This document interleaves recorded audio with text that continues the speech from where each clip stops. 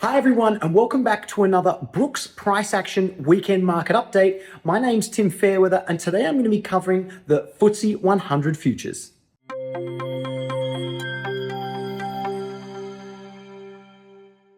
Each week, I review the price action on the higher time frame charts, get an idea for day traders how to position themselves for next week. Each week, I usually take a different flavor to approach the weekly report. I bring in some element of price action to focus on, so it's a learning opportunity for traders. All right, here I have the FTSE 100 index. I've got the monthly chart here. Because I was on Christmas holiday break, I didn't do a monthly chart for last month. I also didn't do a yearly chart. So let's take a look at those right now. So let's go up to a yearly chart. I've got the cash index for FTSE here. So what do we got? We're in a tight bull channel. Everyone can agree all these lows are above the low of a prior bar.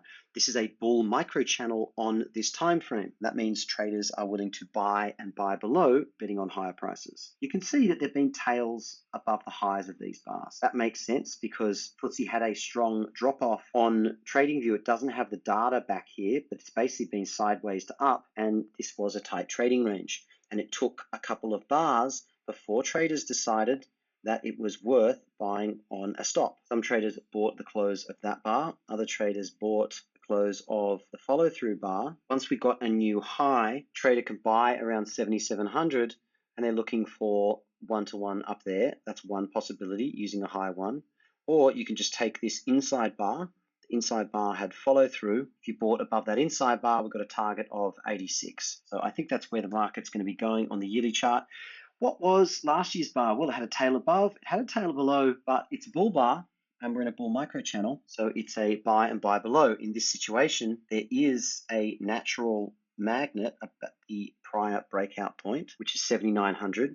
So I suspect traders buying at 82 are also happy to buy at 79. And then if it keeps going down, they might get out of that position and reassess. I'm always looking to see if a trader can buy a prior high on that breakout and make a scalp. If a trader did buy the prior high, they were able to make 500 points. Average size of this bar, that's 72, that's 8,000, is about 800 points. So bulls in control on this time frame.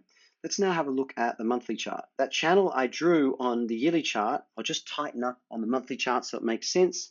So you can see here, we've got a bull channel. There have only been 2 months in the past couple of years that closed below the moving average. These are buy signals in a bull channel. Sorry, I tell a lie. There's actually 3. I'll get rid of those other.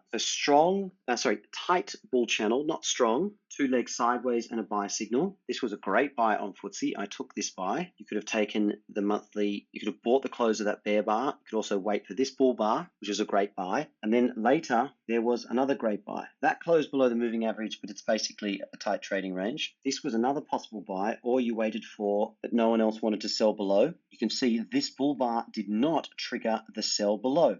What typically happens is if a stop entry trader or a sell the close trader there does not get follow through, rather than scaling in above that bar, a lot of those bears will get out and look to sell higher. And if you're flat, buying above this bar, buying the close of this bull bar, or the high 1 or high 2 here was a great buy. I said that in my report. Thought traders should switch to long if they hadn't already. And then we had a nice 3-month rally up to a new high. So far, we've been going sideways. There's been no new buy signals.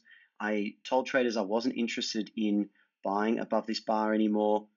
Even though this is a breakout pullback and there's a gap to the breakout point, it's just too sideways to use stop entries. I wanted to buy below this bull bar at the moving average. I wasn't able to get a fill on that. I'm still waiting for that if it makes sense. So on the monthly chart, we're still in a tight trading range. It's a breakout mode, but it's a bullish breakout mode, and we're above the moving averages. Still breakout mode on the monthly chart. What about FTSE on the weekly chart here? Well, it's been interesting because we had a strong bull spike up to a new high, and then you see these 5 bear bars. We were talking about this earlier on DAX.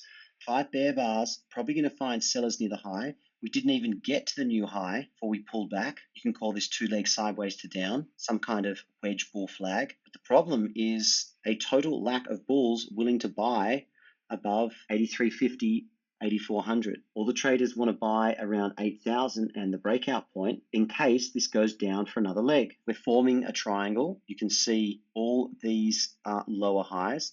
You can see all these lows are higher lows, and it's all sitting around 8,200. If this is a pullback to a new high, that's the first buy signal. Where's the second buy signal? Around about 8,200. We've basically gone sideways there. If you bought anywhere in here with a stop down, 7,800, 7,900, you're still in a trade, but the trade's just gone on too long. Looks like most traders are limit order traders in here. It's a trading range. What do you do here? I don't think it's a good stop entry. I said before I went on holiday, I wasn't willing to take a stop entry up here, even though it's consecutive bull bars above the moving average, because of the context sideways. I think traders are buying low and selling high, and they're scalping. You can see based on last week's price action, there were more sellers above the high of that bull bar. And I think if we go down to where the gap was that got filled, and even back to the close of this bear bar, we're going to find buyers down here. We're hovering around the moving average at 8,200, and that's probably a good price for the market. As long as the market is agreeing on price, it's not a good place to trade on this time frame. So breakout mode on the weekly chart as well. Okay, let's take a look at the daily chart. So you can see this breakout mode, it's trading range. I don't have to draw all the channels, but you can see how many there are. There's a lot of three-legged moves up, and then 1, 2, 3, and the market is rewarding second entry buys and second entry sells. You're going up, don't take that sell. That didn't get filled. You could sell below that bar, but it's large. Some traders waited for another sell, which was below that bar. Now we've got 1, pause, 2. This is a very strong reversal bar on Friday. It actually lines up with a high one buy. This is a bull breakout. Here is a buy signal. And you can see it's a test of that failed buy signal. Ran stops that were here. We didn't run the wide stop below 8,000, which is always better in a trading range to use a wider stop and trade small. So if Monday goes below Friday, this is a sell signal. Do I want to take it? It's a second entry sell. The sell was actually a limit order trade up here at the high one. So a lot of those traders have actually got a day's profit. I'll see if there's any follow through. I'd much prefer to sell above something. If it takes off, then I can sell the follow through. But this is choppy price action in here, so I'm just not willing to trade on stop entries. I'd much prefer to use limit orders.